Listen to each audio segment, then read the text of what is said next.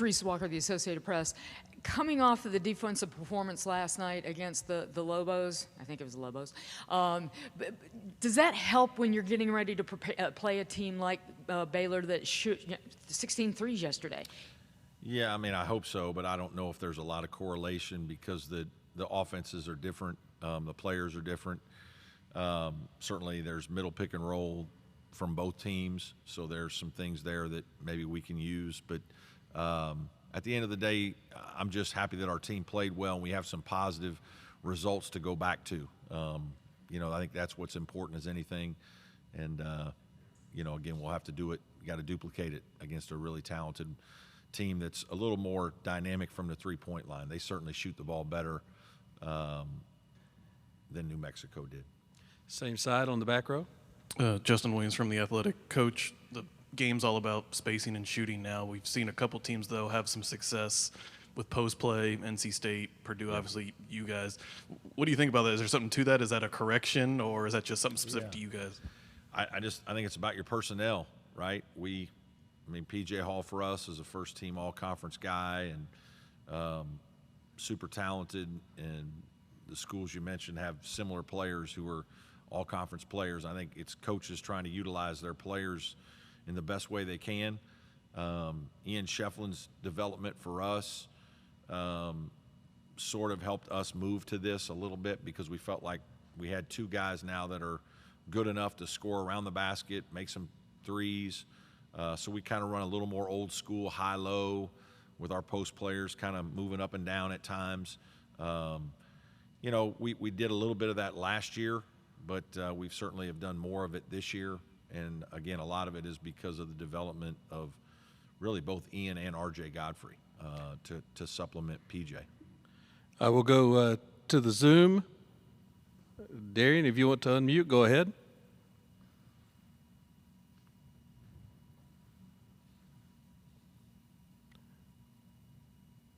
All right, we'll try that again with, we'll go to Dan in the Zoom. Dan, if you want to unmute and ask your question. Dan Tortora, wakeupcalldt.com. Coach, representing the ACC, just what you could say about what that means to you, not just Clemson, but the conference as a whole, as we haven't seen as many spots in the NCAA tournament the last couple of years, but we've seen the success with the teams that have gotten in. Yeah, certainly trying to represent Clemson first, but the ACC as well.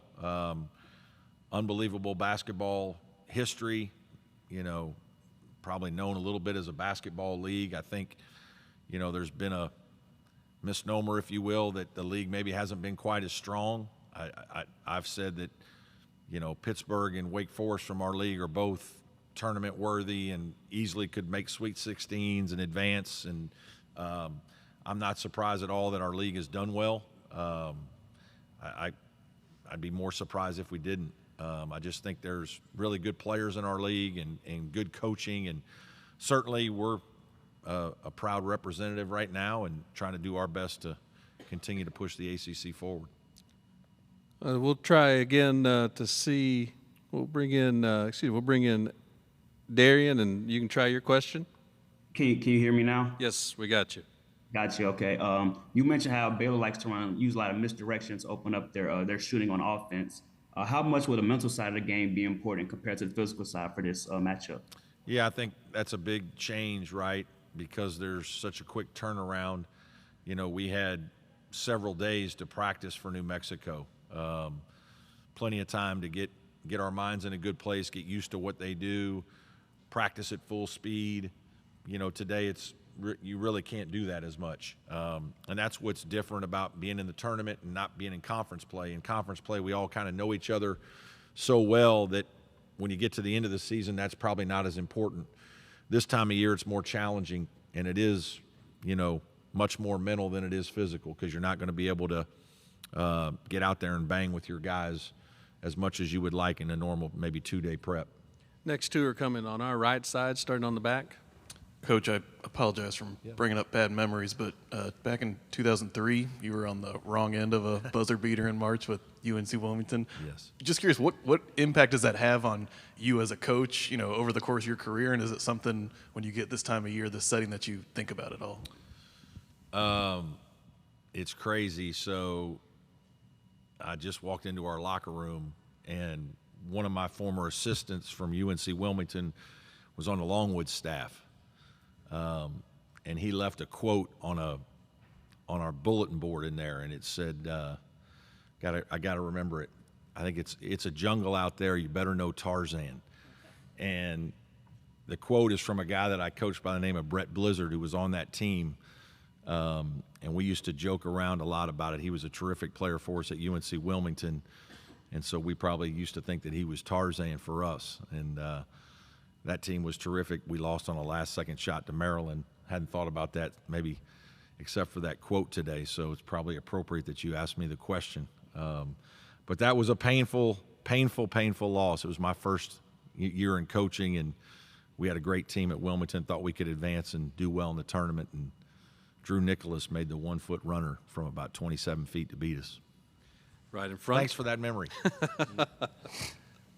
Brad, when you face a team that shoots the three as well as Baylor does, how do you avoid being sucked into a three-point shooting game? Is that something you need to avoid being sucked into that?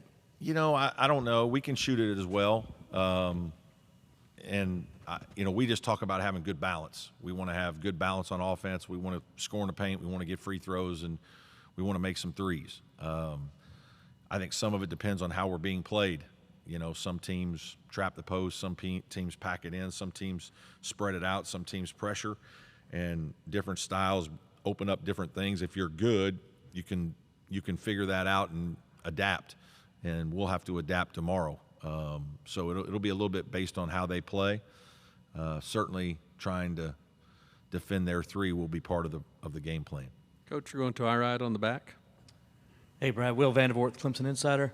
Brad, just wanted to ask you, a few weeks ago, I guess you had the comments on the Big 12. Kind of ironic that you're going to play a Big 12 team in the second round. And it was in no disrespect to the league, but I do think that they figured some things out. It's probably more of a compliment than anything. I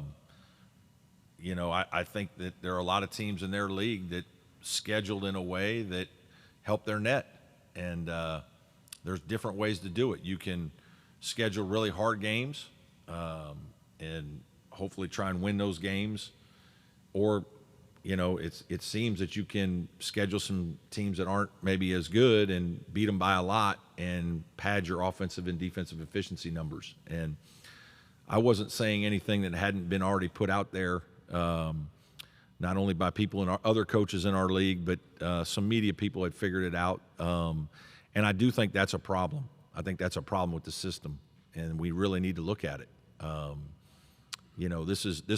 This tournament is too important to too many people. And again, I have all the respect in the world for the committee. I mean, our heart was broken last year being left out. And one of the things that we were penalized for, I think, was maybe our non-conference strength of schedule. Now, that's hard, too, because last year at that time I was arguing that your non-conference strength of schedule shouldn't matter as much as just your overall strength of schedule.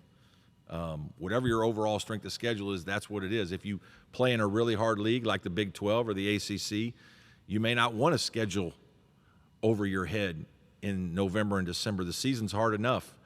But I do think that there are some things that are happening with the numbers that are changing whether teams become quad twos and quads threes. And I get it, behind closed doors, maybe they don't view the quad two, quad three as much as everybody on the outside does. But starting in December, January, and February, that's all anybody in media talks about. That was a bad loss because it's quad three. That was a good win because it's quad two. And then everybody's killing you about your bad losses, and a team we had a stretch there where we had 5 ACC teams that were quad three, and they were all between like 75 and 95. So we have 5 teams, and we had 5 home games that were all, and I think we were 4-1. NC State at the time beat us, and they were a quad three. For a long time, NC State was a quad three. Right now, they got a chance to be in the Sweet 16. And so I'm not sure that all the numbers are adding up. And obviously, I made that clear in that comment with that interview. Coach, we're going to go back to the Zoom for Darian. You can hear me? Yes, sir. Gotcha. Okay. The Lobos were kind of a popular upset pick to upset you guys in the first round, and now most pundits have Baylor beating you guys. Do you guys embrace this underdog role heading into the tournament, into this matchup? We certainly recognize it. I mean, I don't know that we have this big boulder on our shoulder that, we're using it as a rallying cry. I just think that, I've got an older group, so I think they're more concerned with just being prepared, right, and trying to play great basketball. And we know if we do what we're supposed to do and play well, that good things will happen. I think we've proven that with our, performance in a lot of games this year. But certainly we notice it. You can't turn on the, TV and radio. And I know, somewhere on ESPN we were the first. There were 10 upsets, and we were number one. It was like we were the guaranteed upset in round one. So I certainly mentioned it to our players. Our players were well aware, but we didn't plaster it all over everybody's locker and everything like that. Our guys, I think are more mature than that and understand that, playing good basketball and being prepared is going to win. All right, the next three are coming from our right side with the two there in a row on the back. Yeah, Brad, I wanted to ask you, last week I asked you about your guards and how important they play, how well they play. Yesterday, obviously, Chase played well. Does he really drive the ship for you guys and make sure he's in that mode to help kind of get you guys over the top? Well, I think he certainly is one of the drivers. But I think we have a lot of guys that, in these games you need multiple guys playing well. One of the things about Baylor that's so impressive, it seems like they have 5 guys, and it might even be 6 guys that average double figures. They're all between 10 and 14 points a game, and it's a little bit, all right, which one are we trying to stop? It's hard. And that's why they're really good, is when you have multiple guys that can have good games. Last night it was Ian Shefflin with 16 and 12, and certainly Chase, and you almost forget about PJ having 14, But our guys all have roles. I think when we're playing our best, everybody's contributing well. And it takes that to beat the quality of opponent that you're going to face at this time of the year. Staying on the back row, go ahead. The defensive effort you guys put out there yesterday, does that carry over? Does that help with some confidence playing against a team as offensively talented as Baylor is, and maybe even going way back to, what you guys did at Alabama, what you guys did at North Carolina when you're playing those teams that like to get up and down the floor? I don't know. I mean, it's good for us to have those positive thoughts. It's good that, we've had some recent practices where we've been successful and been able to practice and continue to build good habits. But Baylor's a different animal. They present some unique problems because of their shooting and so many of their guys that can shoot, and the athleticism of their center. I mean, that guy you throw it anywhere near the basket, he's dunking it. I mean, he gets behind you, his athleticism, his speed. He's a much better high post driver than you would think. Some of that's because there's so much space because of the shooting all over the floor.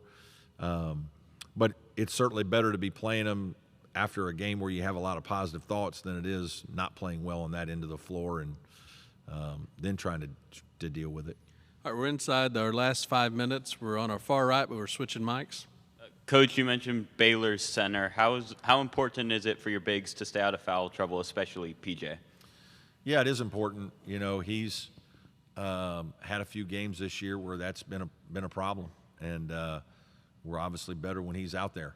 And he's got to be a little bit more disciplined defensively. We talk all the time that when you're a guy playing the center position at this level, everybody probably starts the game with 2 fouls. If you don't get 2 fouls, you're probably not playing very hard.